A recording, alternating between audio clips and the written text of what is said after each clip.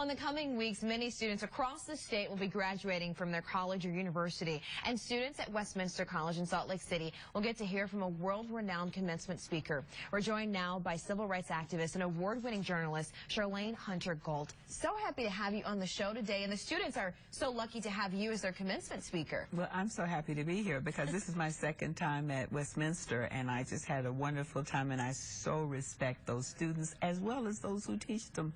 Well, let's talk about your education. When you went to college, I was reading you're the first African-American woman to integrate the University of Georgia.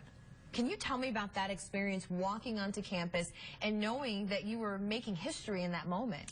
I don't think I thought about that. I wanted to be a journalist like you, and actually Brenda Starr was my role model at the time. And so for all of the tumult and ugly racial epithets that they threw at me, I think my vision was where I wanted to be next, and I knew that was the place that would prepare me.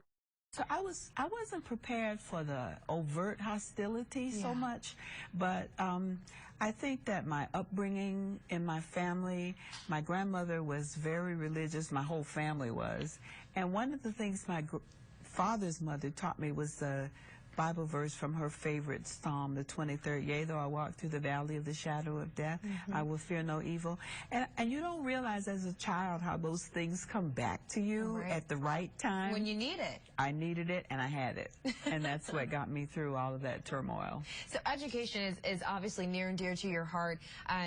You left the University of Georgia and embarked on this amazing career. Now, with this year-long series on PBS, Race Matters. Talk to us about the series and why race matters, why this is important. Well, you're right. I mean, I've covered stories all over the world, but I think that, you know, as an American, as an African-American, and as a person I think is a good citizen, I look at the toxic atmosphere in this country and the fact that there's so much racial division.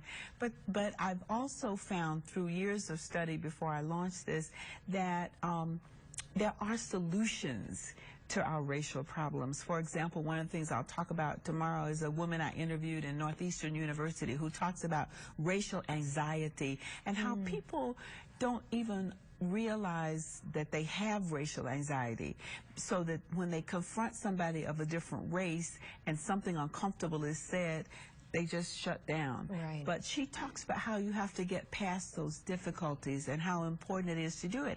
And everybody I've interviewed, from her to before the Oscar big issue out there, I interviewed a man named Darnell Hunt from UCLA who has actually gotten the industry to buy into increasing the diversity, because right now 95% of the people who make who work in the industry of movies are white males. Right. And so he has gotten them to buy in on this, not the moral issue, but on the issue of the fact that in the next 40 years or so, the majority in this country are going to be people of color, and they are not going to go to movies unless they see people who look like them.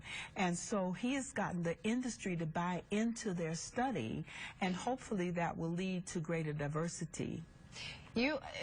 Just watching the series, you always interview really interesting people who you may just walk by on the street and not know their story, but we are able to now learn their story. What's the one message that you want to send to these graduates that you want them to take home after hearing your commencement address and having that diploma in their hand, off to embark on the world? What do you want them to take away? Well, you know, they are already known, this institution is already known for students who are involved in community work and community participation, and I just want them to be good citizens, and I think that they've been given the background here to do that, but I also think that they have to get good information, and I'm going to be a little bit critical of our medium and our profession, because I think that we need to do a lot of work to do more to get people to know the reality as opposed to what we hear now, which is a lot of shouting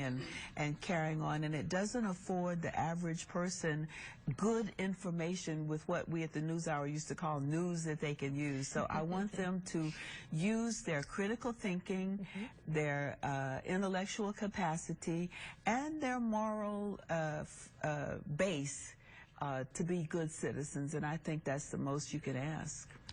being good citizens for the next generation of college graduates out of Westminster. Well, thank you so much for coming on the show. They're in for a treat tomorrow. Well, thank you. This has been a treat for me. Well, thank you.